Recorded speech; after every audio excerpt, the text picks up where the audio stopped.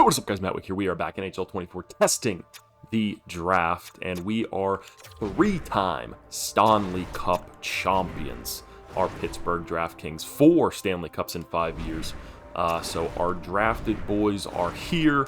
They're ready to play. One of the big things I did notice, and I'll do a video shortly in a couple years of this once we get to 2040, there are no goalies left in the NHL.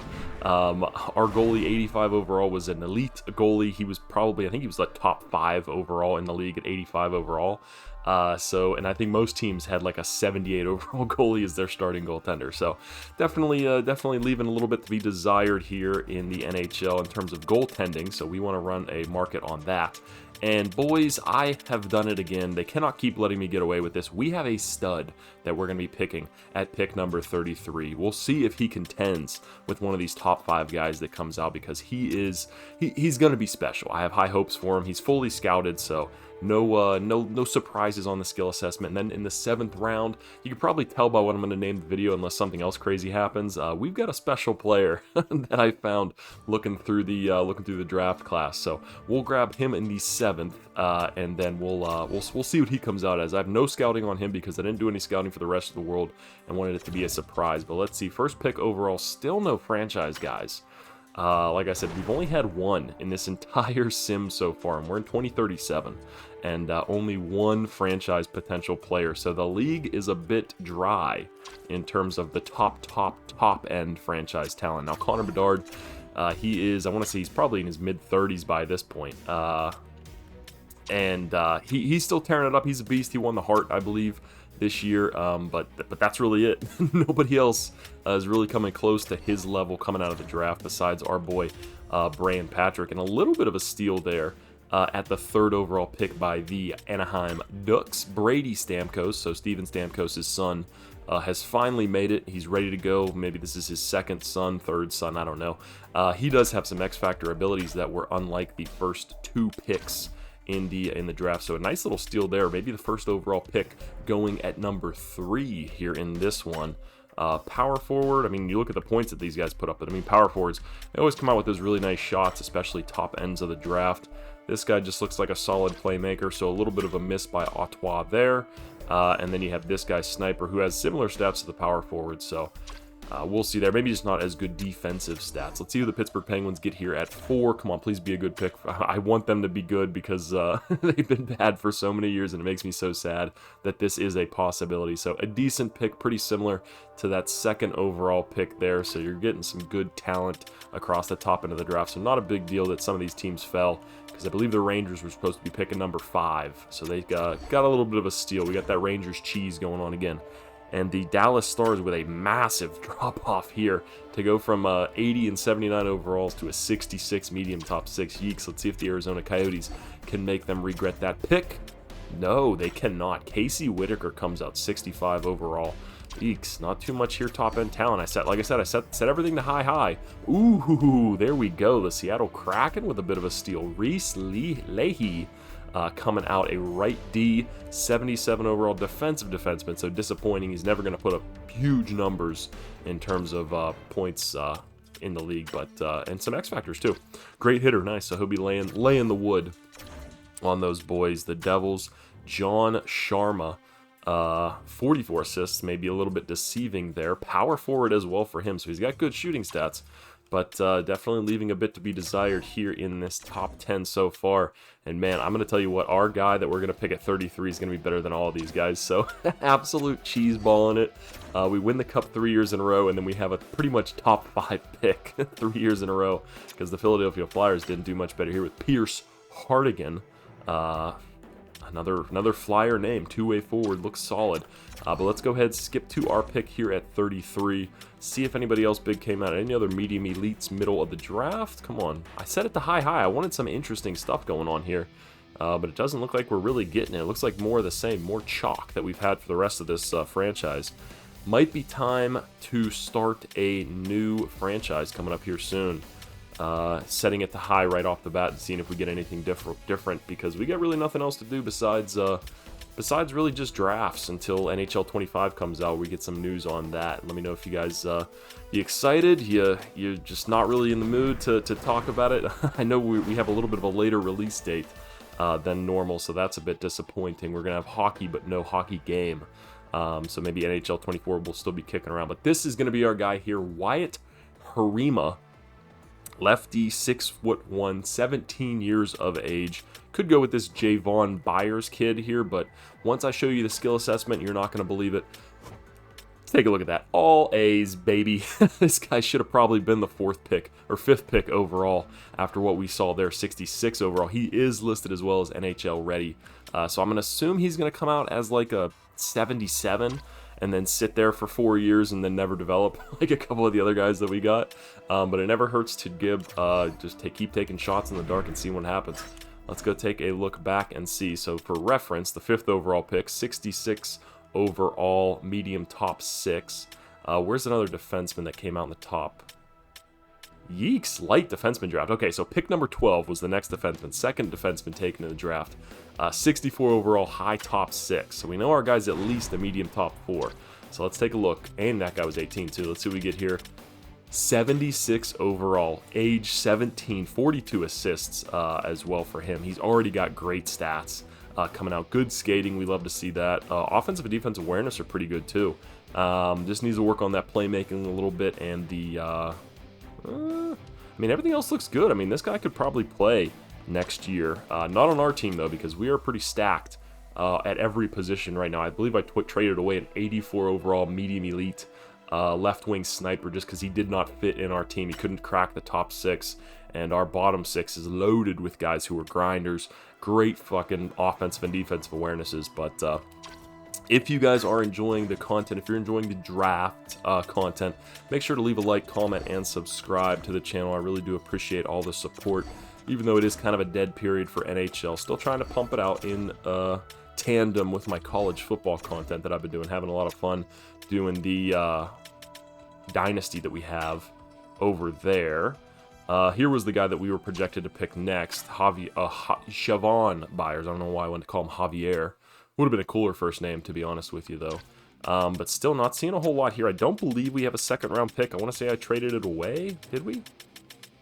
No, held on to it. All right, let's go ahead and skip to pick number 66, the Mario Lemieux pick, and see if we got anything else. Come on, give me some medium elites here, boys. I can't be the only one snagging these guys. Or are we going to wait till the 7th round again to see all the medium elites come out of the draft? Everybody in the NHL is going to be a 7th round pick here shortly with the way things are looking. Philadelphia Flyers with a nice pick there. Boris Chubasov. And he has an X Factor. Wow, great backskating ability. Nice. Offensive defenseman. So this might arguably be a better pick than what we had just because of that offensive defenseman trait. He's going to be putting up a lot of points. That is for sure. Even though he didn't put up a lot of points wherever he played. But I'm going to assume that's Russia. So he's playing against A or B plus competition. More so than some of the other guys. And the New Jersey Devils with a little bit of a low elite snag here. Junior Yodes, sniper. Decent pick there. I don't mind that. I don't mind that. It's finally seeing a little bit. So we got 2 nice picks there in the 2nd round.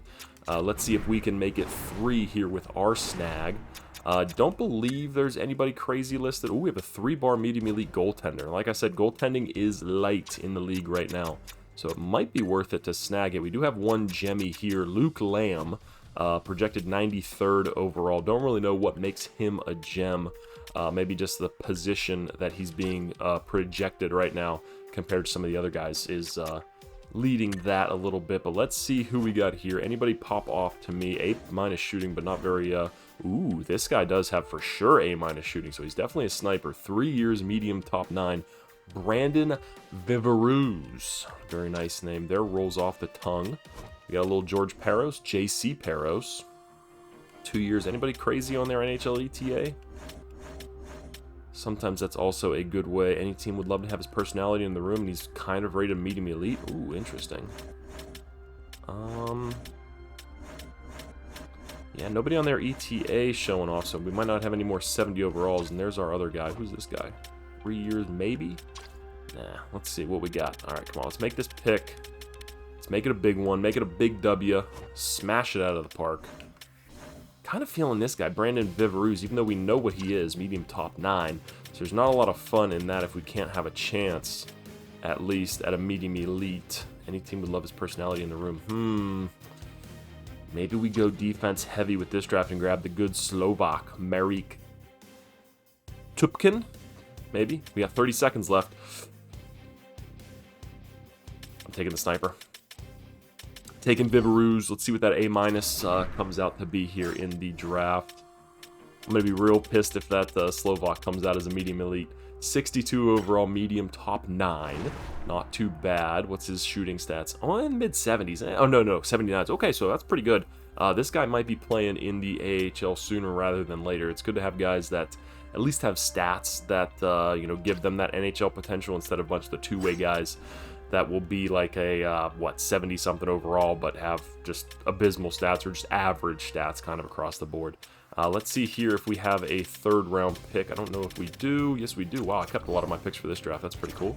The Wayne Gretzky pick. Ooh, and the Islanders say, hey, Stanley Cup champions who beat us on the way there, fuck you. We're taking this medium elite sniper right in front of you.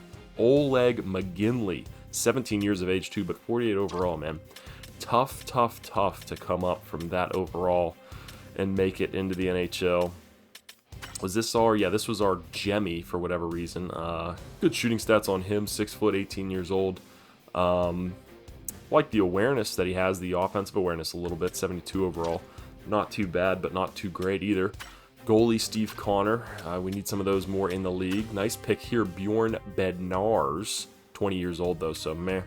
Kind of takes a little bit of the luster away from it when you get a 66 overall.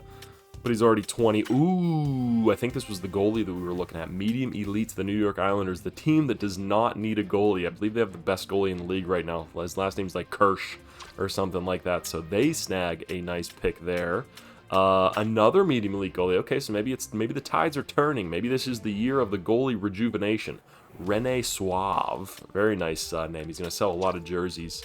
With that one, medium elite for the Anaheim Ducks. And what else do we have here? Ooh, okay, so Marek Tupkin was not a medium elite offensive defenseman, though he did come out as, but 61 overall, medium top 6. I'm okay with my sniper pick now. Makes me a little bit more justified, and I didn't want to jump that far back and take the goalie, but let's see what we got here. I might call it timeout so I have a second to mess with this pick a little bit. And I got to make sure I have my 7th round picks in order because, like I said, we got to grab our guy at the end there who's going to be an absolute stud. I like the look of this guy. 19 years old, 3-year ETA. Put up some good numbers. 69 games played. Nice. Lukowicz. We got Henry Biggs. No information on him for whatever reason. I guess the scouts just did not want to make it out to see what he was up to. Oh no, here's the goalie that we wanted. Oh no, this is a different guy, but he has better skill assessments than the other guy that we saw. So I think that's going to be the way I go, just like I said, with how just barren the goaltending market is right now. It's good to just stockpile guys like that because you can always trade for some beastly wingers and whatnot. But let's see if he did come out to be a medium elite there at the end of the 3rd round. Can we add 3 medium elite goaltenders? No, come on, medium fringe starter. 60 overall, disappointing pick. Good agility, good durability. He's not going to get hurt, but I mean, not too great there. I'm not too happy with that pick by any standard. Let's see, do we have a pick here? We do not, so let's go ahead, sim options, sim to the next round, and take a look at what happened here in the 4th round. Do we get any more medium elites coming off the board? We had another goalie go. Disappointing, though. 65. Flyers with a lot of picks. They're loading up for the future, but not really hitting on a lot of these picks, unfortunately. Bobrovsky. He's back in the league. He's got a son in the league now. Awesome for him. What's this guy's name? Sven Lack. That's another thing that's been disappointing a little bit is the names that have been coming out of these drafts. You know, we're not getting as many Peckers. We're not seeing Tiny come out as much. So it's definitely something I'm on the lookout for. We do have, like I said, keep teasing it. We do have one pretty cool pick to take in the 7th round. And actually, I'm going to call a timeout now. Head back to the 7th round just to make sure we do have our pick. Because I do like to move that pick around. It does look like we don't have the last pick in the draft. We do have a 7th round pick, but I'm going to trade for the 32nd just because I like to see what our pick comes out to be. We've kind of been missing it these last couple of years. So let's go ahead. We'll trade back. Yeah, trade back a couple spots there. I was like, wait a second, my brain was malfunctioning there a little bit looking at those numbers. But let's go ahead and see what we got here. And then speaking of brains, Asher Brain here. 5 years away, medium or low top 9.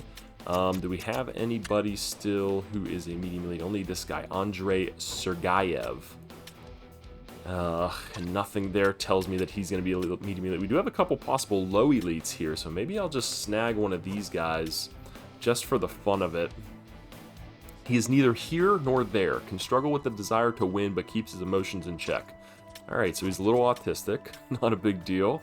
Let's go ahead and grab him, see what comes of it. Like this guy, Parker Fukafuji. That's the name that's been in the game for a while now. But let's take a shot at this low elite just to see how accurate some of this stuff can be. Just mess around a little bit. I know it's a little bit of a later pick than it should be. But damn, he does come out to be a low elite. So the autistic Brady Randall. Neither here nor there, but he is a low elite. He's got the potential. We'll see if we can tap into it and get him up over that 70 overall threshold so we can start playing in the AHL, which another thing is our AHL team did make it to a finals for the second straight year in a row. I believe they had like 63 wins. So all of our drafted prospects are finally coming into fruition. And the big thing I think is there's just a logjam of guys that are preventing some of the guys that probably should be in the NHL from getting there. So we'll see how long I can keep that core together down there before we start having to send guys off to the old dusty road. But let's see, 6th round pick, I believe we have one. Yeah, we have one pretty early on, so let's go ahead and simulate to that. Maybe grab that other elite guy. Looks like teams are trying to go for any goaltender they can and not really hitting the mark too much. We have Devin Riddle gets drafted there. Riddle me this. Asher Brain goes, low top 9. Let's see what we can do here with this pick. We have a couple guys that we're not too sure on. Skill assessment doesn't look anything special. What about Nathaniel Clough? No. For sure medium backup. I was hoping he had a crazy skill assessment, but he does not. Reese Skinner. They think he has an X factor, but I highly, highly doubt that. Anything else showing up here? There's this Ulf Ackerman. He's a 2-bar medium or low elite, so not as much as the other dude that we have a look at. Let's go ahead. Let's grab this other guy. Let's grab Kenneth Camper. He's another 3-bar low elite. So let's see if we can hit our luck here back to back. Yes, we can. Let's go. So boys, trust those 3-bar low elites because it seems like more often than not you're going to hit on a solid player. Kenneth Camper, get on the team. We're having a good late end of the draft. We had a good first round pick. A little bit of a downturn in the middle rounds, and then late here we are really turning it on. So let's go ahead and sim to... should be our next pick, our last pick here in the 6th round, which it looks like it is.